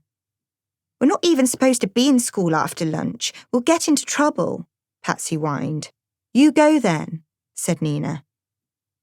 Patsy flounced out. "At last," said Nina. She came right up beside me. "I am still your friend, Laura. I've really missed you. Is that what's bugging you?" I shook my head. "So what is it?" Nina asked, putting her arm round me. "Can't be that terrible." "It is," I said, and I burst out crying. I think I'm going to have a baby." Nina stared at me. "What?" "A baby," I sobbed. Nina peered round, checking we still had the toilets to ourselves. "Don't be daft, Laura. How could you possibly be pregnant?" she said. "You haven't ever done it with anyone." "I have," I said. "Well, I must have done, mustn't I? I wasn't really sure if it happened or not." "What's up with you? Of course you'd know." "Have you done it then?" I asked, wiping my cheeks with the back of my hand. Hey, you're a bit snotty too, said Nina, going to get me a little wad of toilet paper. She gently wiped my nose for me. There you go. No, I haven't done it. Several boys have wanted to, but I wouldn't let them. I'm not daft. Well, I was, I said, sobbing. Don't start crying all over again. Now calm down. Laura, I'm 100% certain you can't have done it. You haven't got a boyfriend. You haven't even kissed anyone. It was that French boy, the one we met at the Lido, I whispered. What, the dim one who couldn't talk? Nina asked. He could talk, he just couldn't speak English, that's all. The way we can't speak French, I said. But you didn't sleep with him, Nina protested. Well, not sleep, but we did do it, I think, I said. Nina rolled her eyes. No, you didn't. I was there, idiot. He walked me most of the way home, I said. So he kissed you goodbye. Laura, don't be so daft. You can't have a baby just by kissing. Was it French kissing, you know, with tongues? Nina asked. Yes, but then he started pressing up against me, I admitted. I told you, we walked through the park and went into that cricket hut place, and, well, that's where it happened, I said, sniffing. Where what happened? Well, I wasn't exactly sure what he was doing, and it was so embarrassing. I liked the kissing, and I kept thinking I'd tell him not to do anything more, and then eventually I did push him away, but it had sort of happened already. It was just so... nothing. Not a bit like I imagined. The total opposite of romantic. He didn't even say he loved me, I said. Well, you couldn't really expect him to, could you? I mean, you'd only just met him. Oh, Laura, how could you be such an idiot? Said Nina. Don't. Look, you and Patsy go on and on about boys and kissing and all of that. I thought that was just what I was doing until it was too late. And now I'm going to have his baby, I wailed. You can't be. Not if it was your first time and it was all over so quickly. You're just imagining it because you've got a bit tubby just lately. Sorry, I'm not being mean, I'm just being truthful, she said, squeezing my arm. There'd only been one time. There was another small squeezing inside me. Feel, I said, and I took her hand and placed it on my stomach. She felt the rounded part and then snatched it away quickly. What's that? She said fearfully. It's the baby. It started moving about a bit, kicking. It's been doing that for a while now. I kept trying to convince myself it was just tummy ache, wind, whatever. But I can't pretend anymore. It's a real baby and I can't bear it. I don't even like babies. I think they're horrible. And when Mum and Dad find out, they'll kill me, I sobbed. They'll die of shame. Stop crying. So, how far gone are you? We met up with those French guys towards the end of August, right? That makes it nearly 5 months. Idiot, why didn't you tell me sooner? I might have been able to help you then, she said. What do you mean? You know, get rid of it, if that's what you want, Nina said. That's exactly what I want. So what do I have to do? I asked desperately. Well, Lizzie told Patsy and me about this girl in 6th form who thought she was pregnant, so she threw herself down the stairs, said Nina. What, to kill herself? I said. No, to shake the baby up and make it come out. But I haven't got any stairs. I live in a prefab, remember? I said. Oh, Lord, said Nina, and she burst out laughing. Sorry, I'm not laughing at you, honestly. It's just the shock of it all. I know, I said, and in spite of everything, I giggled feebly too. I suppose I could try the school stairs, but imagine if it started happening in front of everyone. I suppose it's just as well. Lizzie said that girl broke her wrist and she wasn't even sure it had actually worked, said Nina. She suddenly exclaimed, "Hey, you could try taking those weird little pills, Nurse Brown's remedy for lady troubles." I vaguely remembered seeing a little advert for them on the back page of Mum's magazines. "I always thought they were for periods if you had bad pains," I said. "Yes, but someone told me it was also to bring on your period if it was late," said Nina. "Who told you? Lizzie again?" I took a deep breath. "Nina, do you think Daniel and Lizzie are, doing it?" "What? No, they're just friends. I'm not sure Daniel's even that keen on her anymore," said Nina. In spite of everything, I felt a little thrill, but then the horror of my situation overwhelmed me again. "What am I going to do?" I asked. "Well, you could try old Nurse Brown and her lady remedies. Maybe it's not too late." "Do you think it will hurt?" I said. Nina pulled a face. "I think so. You'd better take them in the evening and then it'll happen overnight so your mum won't find out." "Where do you get them? At Boots the chemist? What if they realise what they're for? Oh God, I can't do it," I said. "Leave it to me," said Nina. "I'll get them for you." "Really? You won't tell Patsy, will you?" "No, absolutely not," said Nina. "Promise. Trust me." I knew I couldn't really trust Nina at all, but she seemed like the only hope I had. Now I'd actually admitted it, I couldn't stop thinking about it, no matter how I tried to distract myself. It was a relief when I went home from school with Moira, because she chatted non-stop. When we got to Lily Cottage, I helped her with her homework, and then we read a girl comic together. But then Moira took her little baby doll out of her pocket and started playing around with her, making her kick her tiny plastic legs and wail like a kitten. I told her sharply she had to go home so I could get on with my own homework. I thought I could still hear the wailing after she'd gone home.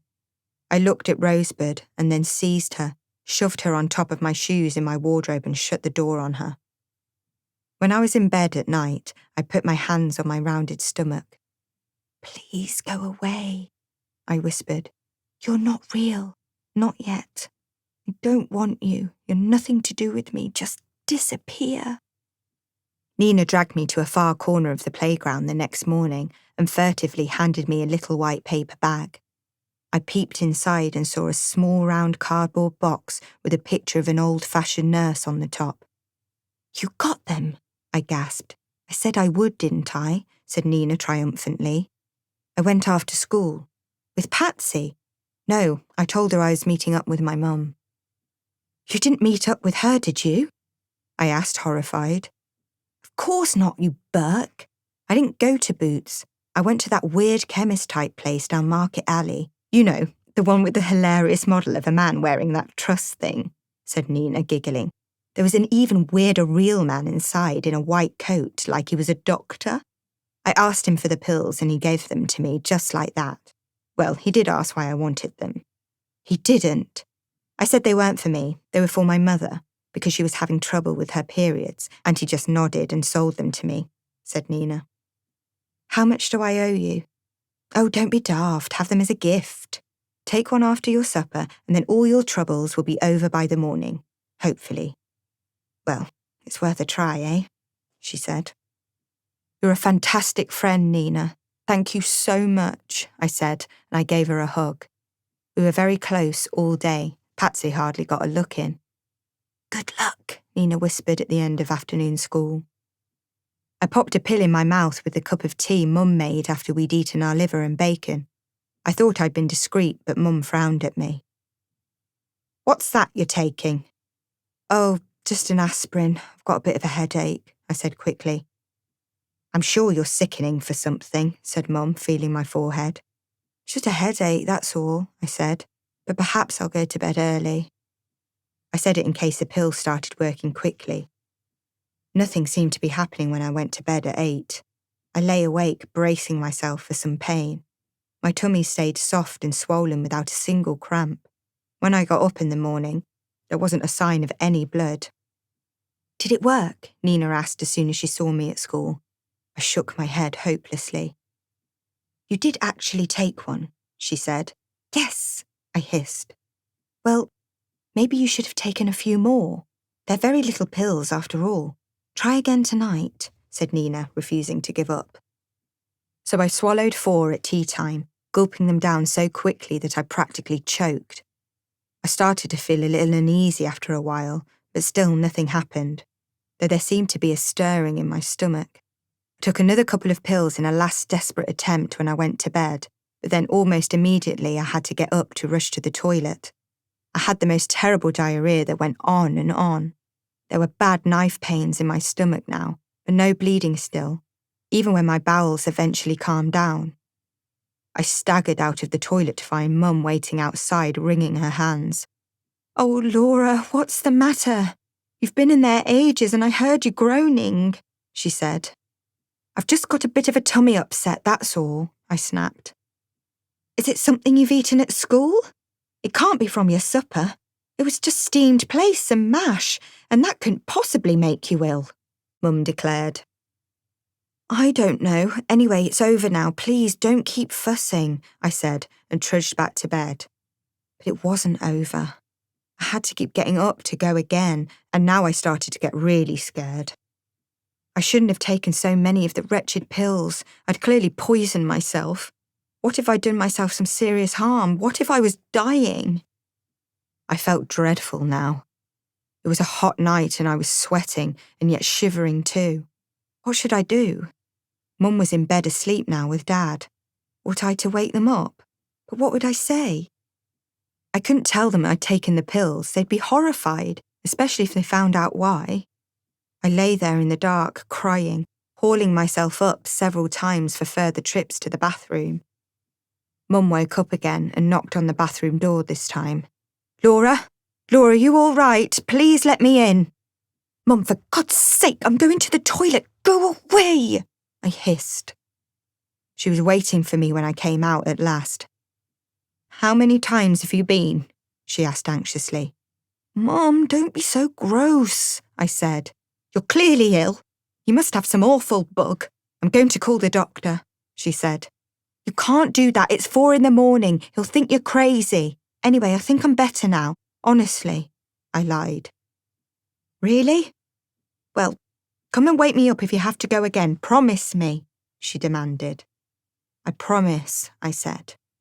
I didn't actually have to deceive her because that was the last time. My insides stopped churning. I lay on my back, exhausted and feeling weak. I kept feeling my tummy and then recoiling. It was still in there. Mum woke me up with a cup of weak tea and a slice of toast cut into fingers as if I was a toddler. I don't really feel like breakfast, Mum, I protested. I checked the time on my alarm. I better get up. I'm going to be really late for school as it is. You have to get something inside you. Just drink the tea if you really can't face any toast. You need the fluids. Have you stopped needing to go? She asked. Yes. You sure? Mum, for goodness sake, yes. Well, that's just as well. We don't want to risk any accidents. Now, Moira came knocking for you a few minutes ago, but I told her you were poorly, and I phoned the shop and pretended I was the one with tummy troubles. So I've got the day off to look after you, said Mum. You didn't need to do that. I'm fine now. I don't need looking after, I protested. Well, we'll see about that. I phoned and we've got the first appointment with Dr. Bertram this morning, said Mum. What? I don't need to see a doctor, I said, appalled. Oh, yes, you do. You've not been yourself for months, looking so pale and tired all the time. I hoped the Christmas break might perk you up, but now you're worse, if anything, said Mum. I should have taken you to the doctor's ages ago. I'm fine, I keep telling you. It was just something I ate, or a bug, whatever. It's okay now. I'm not going to see Dr. Bertram. I told you we have an appointment, said Mum. Well, you'll have to phone again and say we don't need it because I'm better now. I can't possibly mess them about like that. You're going, and that's that. I want him to examine you thoroughly. We need to get to the bottom of this, Mum insisted. The thought of Dr. Bertram of all people examining me made me feel so limp with horror, my cup tilted and I spilled some of my tea on the eiderdown. "See? You're weak as a kitten. And it's a devil of a job to get stains out of satin," said Mum, dabbing the eiderdown furiously. "I'll make you another cup. You go and give yourself a proper wash and put clean underwear on, just in case."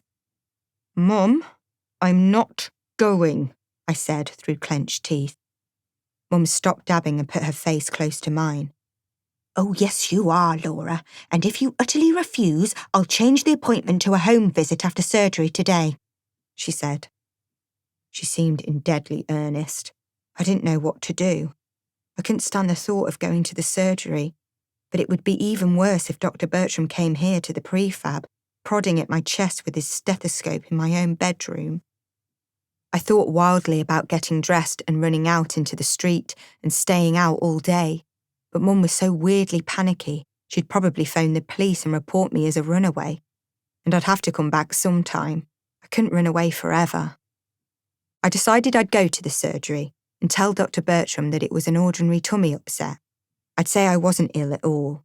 I was just working a bit too hard, worrying about not doing so well at school, which was true enough. I'd been so distracted lately that I'd been nowhere near the top in the end-of-term exams. "All right, I'll go," I mumbled. "That's a good girl," said Mum. She had tears in her eyes. "I don't want to bully you, dear. I'm just so worried about you, that's all." I put my school uniform on, because the tunic was the loosest garment I possessed, and the gabardine had been bought too big for me so it would last several years. Dad was in the kitchen having a second cup of tea because he was just booked to do an afternoon trip to a stately home. He nodded at me. "I hear you had a disturbed night," he said. "It was just a tummy upset. Mum's mad making me go to the doctors. Can't you stop her, Dad?" I asked hopefully. "Nope, better get your check, pet," said Dad. "You haven't been looking 100%, not for a while. Can't have our little girl poorly." He was being so nice to me I nearly cried. What would he say if he knew the truth? What would Mum say? They mustn't know. Not yet. Not ever. I walked to the surgery with Mum, dragging my feet, feeling sick now. Mum kept giving me worried little glances. "You're so pale, Laura. You used to have such roses in your cheeks when you were a little girl," she said. "Yes, well, I've grown up now," I mumbled. Mum reached out and took hold of my hand, taking me by surprise. "Don't worry, dear. I'm sure Dr. Bertram will make you right again," she said, though her forehead was creased with worry. We got to the surgery 10 minutes early in spite of my slow pace. Dr. Bertram's Rover was in its own special parking bay, but the receptionist made us wait until the clock struck 9. Then she called "Laura Peterson" on the loudspeaker, though we were sitting within easy earshot. I stood up, and Mum did too. "Mum? I'm coming in with you," she said determinedly. Dr. Bertram looked surprised to see the two of us. "Laura and Mrs. Peterson." "I don't trust Laura to tell you properly what's wrong with her. She'll just shrug and say she's fine. You know what teenage girls are like, Dr. Bertram. I dare say your Nina's the same," said Mum. Dr. Bertram gave a tight smile and fetched another chair from a corner. "Do sit down. Now, Laura, what's troubling you?" Mum got started before I could even open my mouth. "She's been off colour for months, Doctor. Bit pale and pasty, with these dark circles under her eyes. That's not like our Laura. I've been so worried. I think she might have some kind of blockage inside her," she said. "And then last night she was violently ill, all night. Not sickness, the other." I sat staring at the wall, willing myself 1,000 miles away. "Well, that doesn't sound like a blockage to me," said Dr. Bertram briskly. "How do you feel in yourself, Laura?" "Fine," I said. "See?" said Mum. "You see what she's like?" "I think you're probably worrying unnecessarily, Mrs. Peterson. Laura looks fine to me." Dr. Bertram stood up from his desk and pressed under my eye. Perhaps she's a little anemic, but that's nothing to worry about. Do you have heavy periods, Laura? I shrugged, blushing. Mum was blushing too, but she whispered, I don't think she's had her monthlies for a while. She wouldn't tell me, but I've noticed she's not been using her pads. Really? Is that right, Laura? Dr. Bertram asked. I pressed my lips together and said nothing. She's shy. She doesn't like to talk about things like that, said Mum. Dr. Bertram was looking at me intently. Perhaps I'd better give Laura a little examination, just to make sure there's nothing untoward going on, he said. He opened a curtain behind him.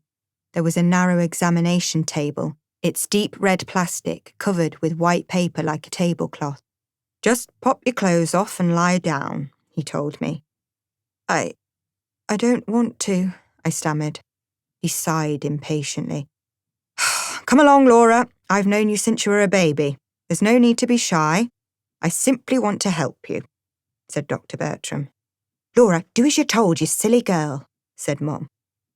Please hurry up, Laura. I'll have other patients waiting in the surgery by now, the doctor said briskly. I went behind the curtains, closed them tightly, took off my gabardine, pulled my tunic over my head and undid the buttons on my blouse, my hands trembling.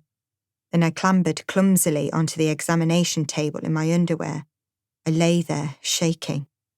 I heard Dr. Bertram murmuring to Mum, and then the snap, snap as he eased on his plastic gloves. I put my hands over my face. Are you ready now, Laura? He called. I gave a terrified squeak. He came behind the curtains to me. There now, I'm not going to hurt you, he said in his poshest professional voice. I peeped through my fingers. He was looking at my chest. My breasts flattened a little when I lay on my back, but they were still bigger and more embarrassing than usual. He gently pulled the cups of my bra aside, exposing the nipples. He looked slightly alarmed. He replaced the bra and then indicated my knickers. Just ease them down for me, he murmured. I did as I was told, blushing deeply. He stared at my rounded tummy. He felt it carefully, prodding a little here and there. His eyebrows went up. Laura, Laura, Laura, he said quietly, as if he couldn't believe it. I'd better make sure. Pop these right off, he said, pointing to my knickers. It was unbelievably embarrassing and humiliating, especially when he felt inside me. Then he nodded, removing his gloves and tossing them in the waste bin. He looked as if he wanted to toss me in the bin too. He put his face close to mine. Did you know you were going to have a baby? He whispered, his minty breath wafting up my nostrils. No. Well, maybe. I didn't think it was possible, I whispered back, barely able to get the words out. I wouldn't have thought it possible, a girl your age, said Dr. Bertram. How could you? Dr. Bertram? Laura? Mum called anxiously from the other side of the curtain. I didn't mean to, I whispered, starting to cry. It was just once, honestly, and it wasn't really my fault. Dr. Bertram bent so close that I thought for a mad moment he was going to kiss me. Who did this to you? He murmured urgently. I shook my head, crying. You must tell me. It wasn't Daniel, was it? I stared up at him. Daniel? He couldn't be serious. I saw there were beads of sweat on his forehead. He really seemed to believe it. My heart started thumping. If only it were true. It would be wonderful, in spite of the shame. Daniel was so lovely. He would stand by me. He might even marry me in a couple of years, and eventually we would live together with our baby, and I'd be part of the family, one of the Bertrams at last. I could say it was Daniel and make Dr. Bertram believe me. Daniel would deny it, but people might still feel it could have been him. All I had to do was nod. I wanted to. I wanted to so much. No, what was I thinking? How could I possibly drag poor Daniel into this mess? It wasn't him, I muttered. Dr. Bertram didn't look convinced. Maybe he thought I was trying to protect him. Of course it wasn't Daniel, I said more forcibly. I wish it was him, but he'd never do that. He's like a big brother to me, I said. Dr. Bertram winced, obviously hating that idea, but he breathed out deeply. Then he gave me the most terrifying look of disgust. Put your clothes on and get up, he said curtly. He joined Mum and said in an icy cold voice, Did you not realise your daughter is pregnant? Mum gasped. No, she's not, she said. In spite of all her respect for people in the medical profession, people in any profession, she added, How dare you? My daughter's a good girl. Well, she's hardly the Virgin Mary, said Dr. Bertram, and I would say she's at least 4 or 5 months pregnant. I can arrange a test, but I see little point. You must face the facts, Mrs. Peterson. But she can't be. She's far too young, said Mum, looking at me wildly. Yes, she certainly is. I've had young, unwed women weeping in my surgery with a baby on the way, but never anyone as young as this. 14! Dr. Bertram's lips puckered. I thought for a moment he was going to spit at me. Is it really true, Laura? Mum said shakily. I made myself nod. Why didn't you tell me? She whispered. I couldn't, I said. Mum turned to Dr. Bertram again. Couldn't you help us? As you said, she's only a little girl. She can't go through with this. It'll ruin her life. Couldn't you do a little operation on her before it's too late? He looked genuinely appalled. If you're suggesting what I think you are, then you're insulting me royally, Mrs. Peterson. As if I'd ever perform an illegal operation, and certainly not at this stage, halfway through her pregnancy. I know, it's a horrible idea, but I'm desperate. Can't you show her some compassion? Laura's Nina's best friend, for goodness sake, Mum said. Laura's not a suitable friend now. I'm not going to let Nina have any more to do with her. She's a bad influence, said Dr. Bertram. But they're at school together. Laura will have to leave the school. She can't possibly keep going in her condition. What would it look like? A pregnant girl in grammar school uniform? He was rapidly writing something on a notepad. Then he tore off the page and handed it to Mum. This is the telephone number of Mrs. Jeffries, a social worker. We don't need anyone from the social, said Mum, horrified. I knew what she was thinking. Only families like Moira's had social workers. Mum tried to push the piece of paper back to him. I should keep it if I were you. Laura will need a lot of help. It will be difficult finding a mother and baby home that would take in a girl so young. I can't do any more for you. Please go now, he said. I stared at him, wondering how I could ever have wished he were my father. I could understand why he was so cold with me, but I hated the way he was treating Mum. Her face was puckered up now in her efforts not to cry. She folded the piece of paper into a little square and posted it into her handbag, and then she stood up. Come along, Laura, she said, and she marched out of the room, her head held high. She was dressed up for the visit, wearing her heels, and she skidded slightly on the highly polished floor. I followed her, avoiding Dr. Bertram's eye. It had been even more terrible than I'd feared, but at least it was over now, and Mum had been amazing. She'd stuck up for me. She'd literally begged him to help me. I turned to her when we were out in the street. Thanks, Mum, I said softly, but now we were on our own, she looked at me almost as if she hated me. How could you do this to me, Laura? She said. I can hardly take it in. You were such a dear little girl. I've always been so proud of you. And now you've ruined my life. People will blame me. I'll never be able to hold my head up high again, and neither will you. You're spoiled goods now, and no one will ever want you. Chapter 12. Mum barely talked to me all day. I decided I might as well go to school, seeing as I was already wearing my uniform, but she stopped me. You're not setting foot outside this house, she said fiercely. Oh, Mum, don't be like that, I said humbly, putting my hand on her arm. "Don't touch me," she said, as if I was contaminated. It was all so melodramatic.